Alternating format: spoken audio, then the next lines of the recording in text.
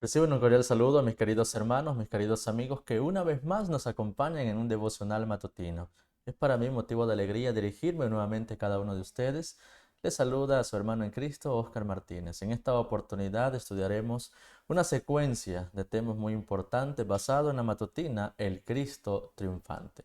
Así que para empezar de lleno con esta matutina, los invito a que puedan acompañarme dirigiéndonos al trono de la gracia de nuestro Creador mediante la oración.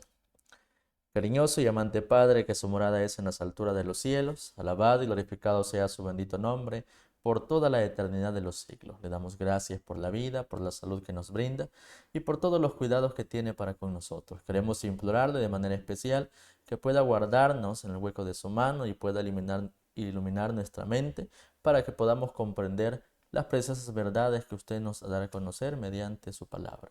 Guarde y bendiga a mis hermanos y amigos que han de ver esta transmisión. Lo imploramos todo en el bonito nombre de Cristo Jesús. Amén. Bien, queridos hermanos, queridos amigos, hemos de estudiar en esta oportunidad la secuencia, la correlación a los temas anteriores que se han estado desarrollando en la matutina del Cristo triunfante. El tema que vamos a abordar en esta oportunidad lleva por título Las consecuencias del pecado. Noten esto, cuando nosotros hablamos de una consecuencia, claramente es el resultado de una acción, la ley de la causa y efecto. Entonces es importante comprender que todo lo que nosotros hagamos traerá su consecuencia, traerá su efecto, traerá su resultado.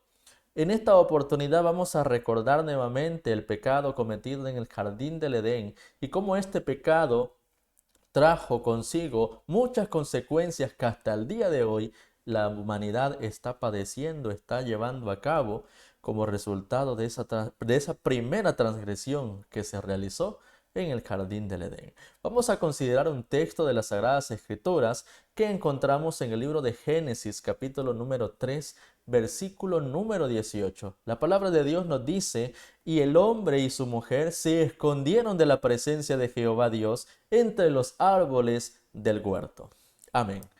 Cuando nosotros vemos esta declaración bíblica y recordamos la historia de la Biblia, nos damos cuenta que ya habían cometido pecado nuestros primeros padres al momento que Dios nuevamente comienza a hablarles en el jardín del Edén. Ahora, noten la diferencia. Si antes Dios se comunicaba con el ser humano cara a cara, porque el ser humano había sido creado a la perfección, imagen, semejanza de Dios, entonces en este momento ya no podían ver al Creador. ¿Por qué? Porque ahora la naturaleza de Adán y Eva había cambiado totalmente. Había de una naturaleza de una naturaleza inmortal, perfecta, sin ninguna mancha, sin ningún vestigio de pecado, se había tornado a una naturaleza totalmente degradada porque el pecado había inundado ahora las vidas de los hombres.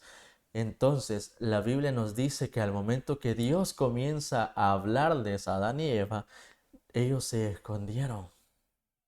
Ahora, aquí podemos ver nosotros una de las primeras consecuencias que trajo consigo el pecado, y es el miedo.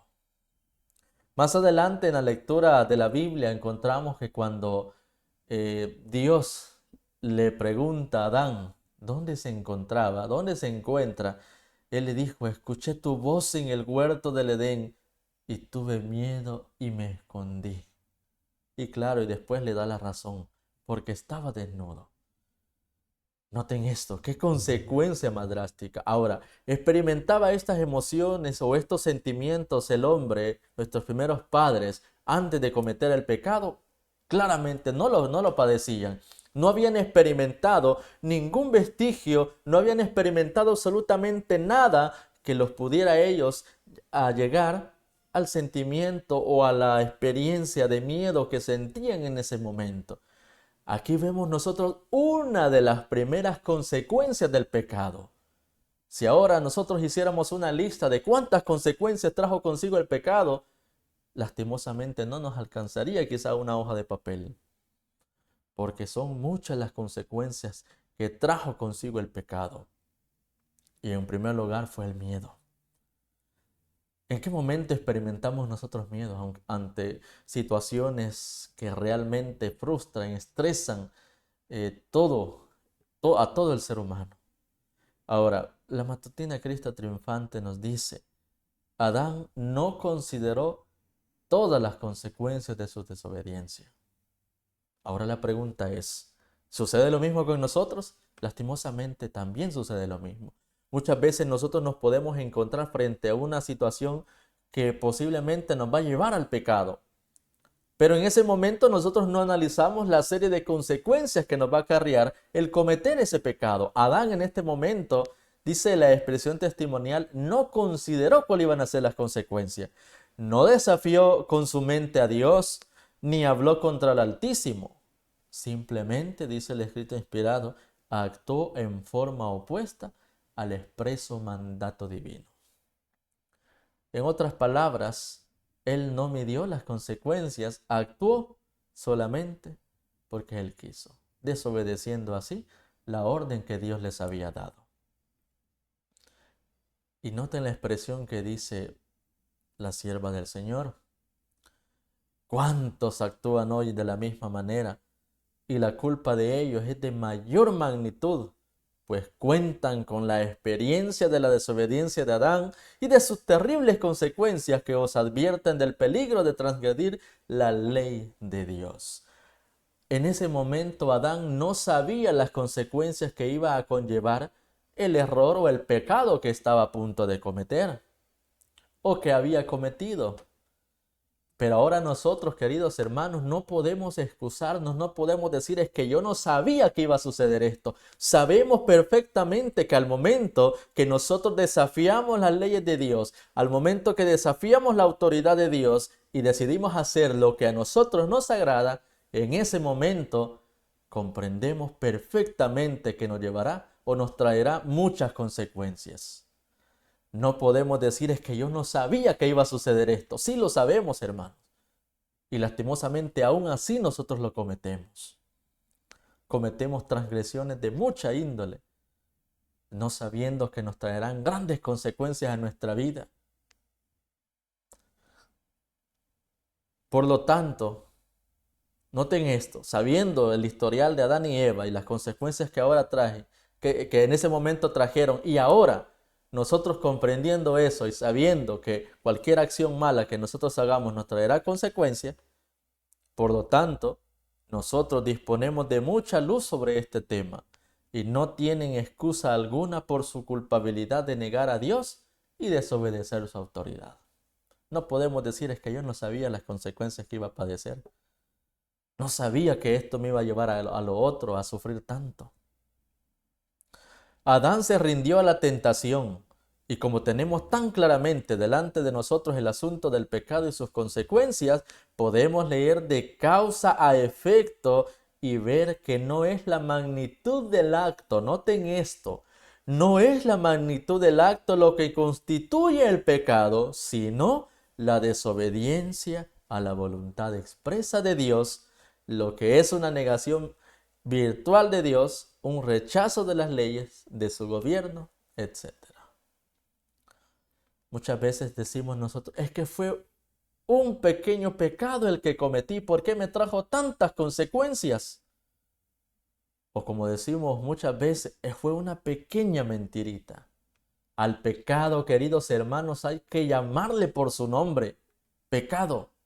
No podemos nosotros medir las condiciones o medir el efecto, o en este caso no podemos nosotros decir es que fue un pecado pequeño. Fue algo malo que hice, fue pequeñito, fue chiquito lo que nosotros hicimos. No podemos darnos el lujo, queridos hermanos. Si pecamos, pecamos. Si pecamos, transgredimos las leyes de Dios.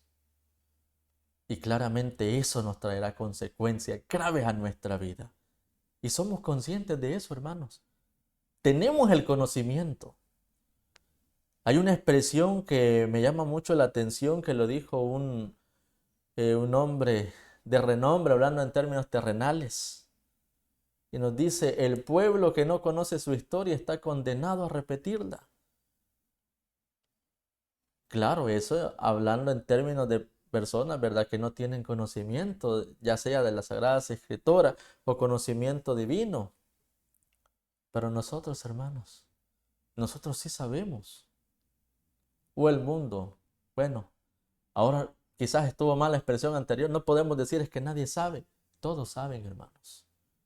Todos absolutamente saben que hacer algo malo traerá una consecuencia.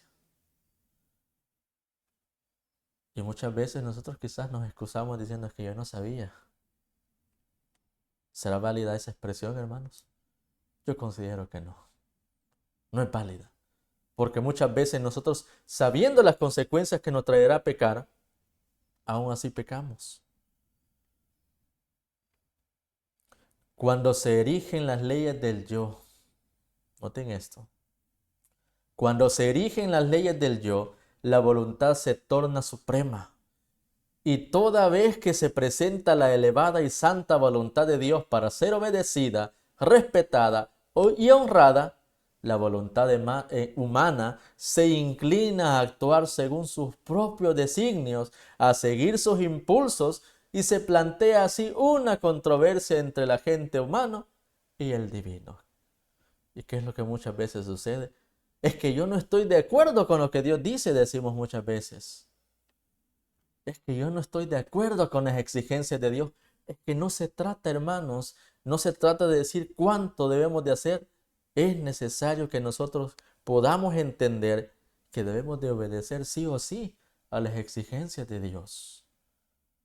Por ser seres creados, por ser seres dependientes de Dios y del plan de redención, no podemos dar el lujo de poner condiciones de lo que sí o no vamos a obedecer a Dios, queridos hermanos.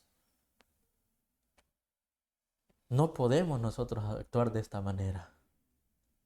La caída de nuestros primeros padres rompió la cadena áurea de la obediencia implícita de la voluntad humana a la divina.